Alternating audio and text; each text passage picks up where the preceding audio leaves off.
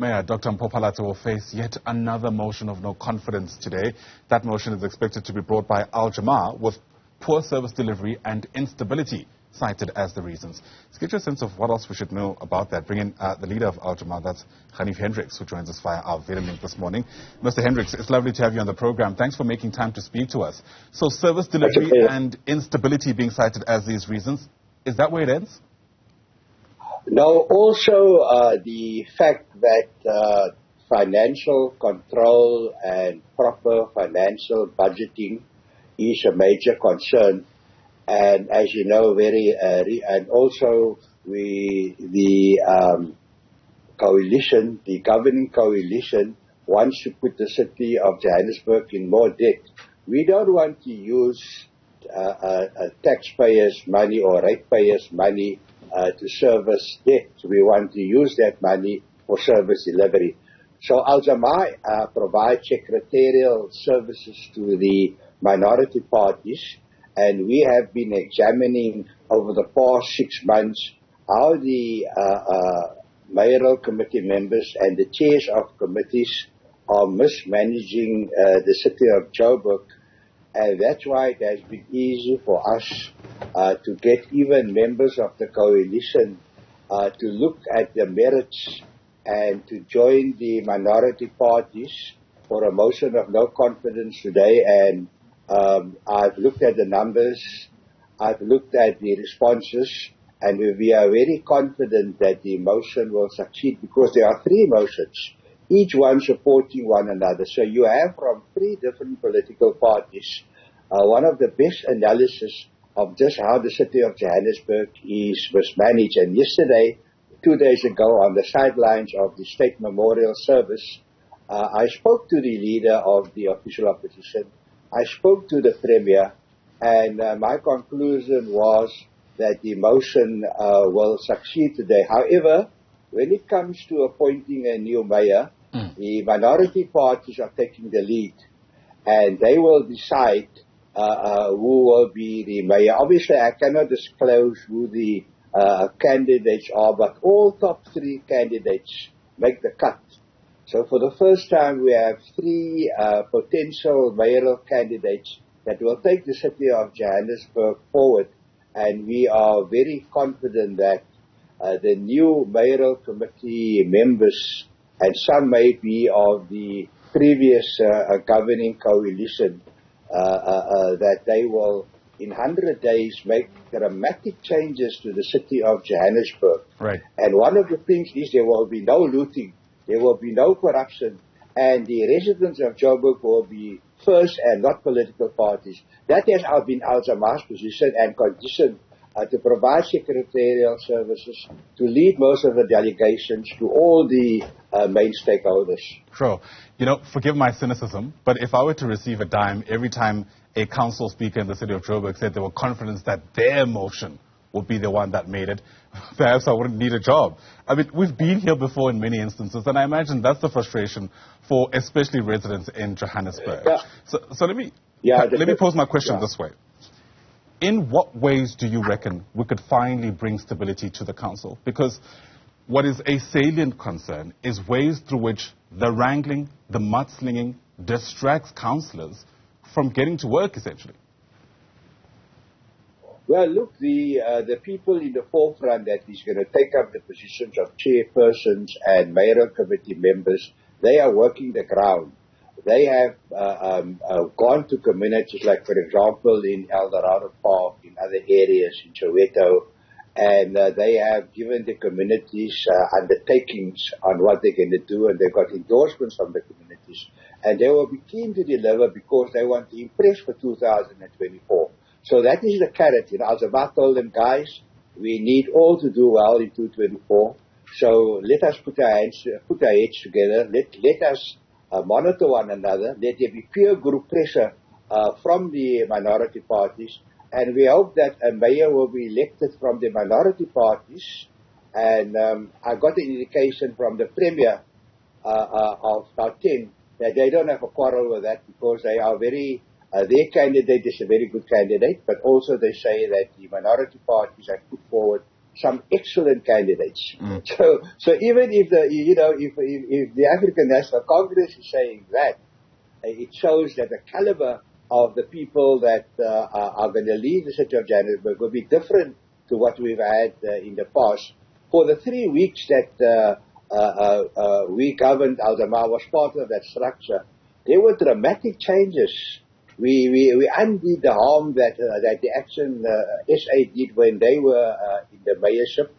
But then, the court, obviously, some procedures weren't followed. But this time, we're following the procedures to the T. Sure. Secondly, the debate today will be of a very high standard, and your viewers need to listen to the merits of the three motions, each one complementing one another. So we are very confident that the mayor will be removed today. But the challenge is obviously is tomorrow, because there are one or more very good candidates that can lead the city of Johannesburg and bring prosperity not only to Johannesburg but to Gauteng and South Africa. Got you.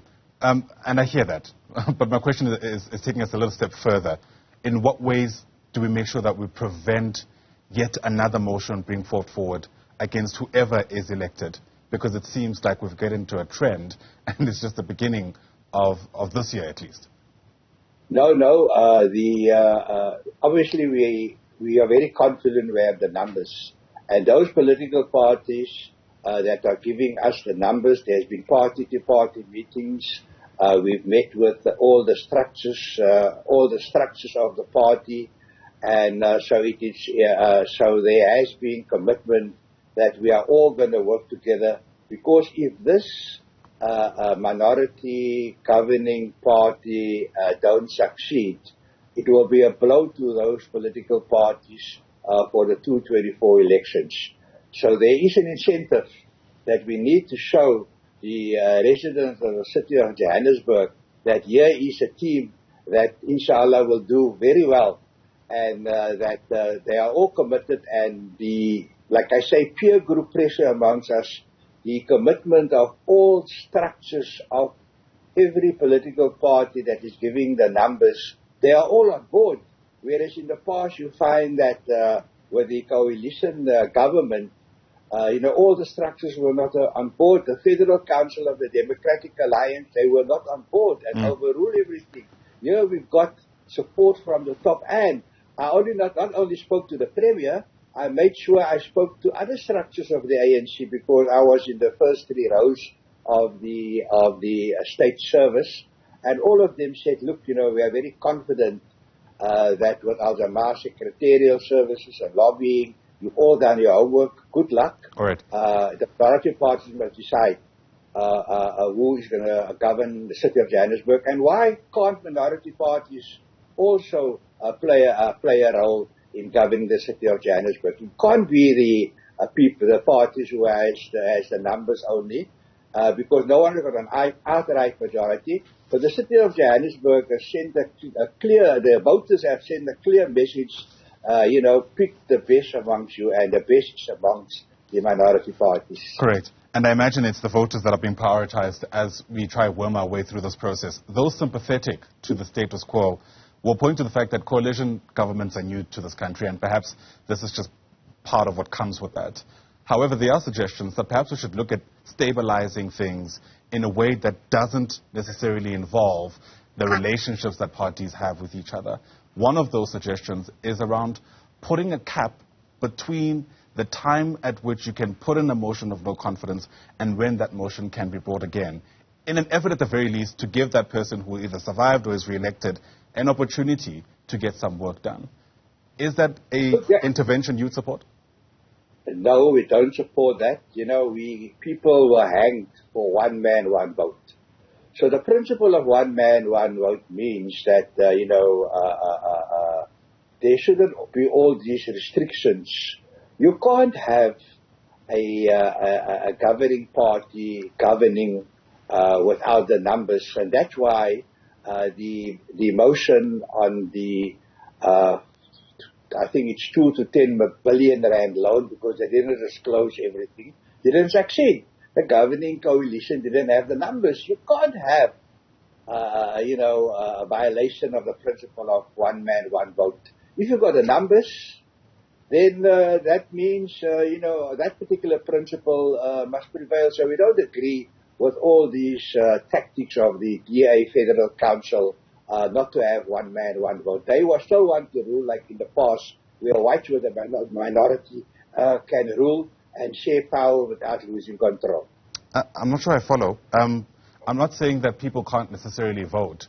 It's more of a question of whether or not it's reasonable for us to live in a context where a motion could essentially be brought forward every month if councillors had their way. And we actually do have some kind of model to work off. The situation in the National Assembly is very similar. If you have a motion of no confidence against the president, some time has to pass before you put in yet another motion. And the thinking behind there is that you need to have some way of bringing stability if your motion didn't make it. You see, in politics, things happen overnight. The world economy, things happen overnight.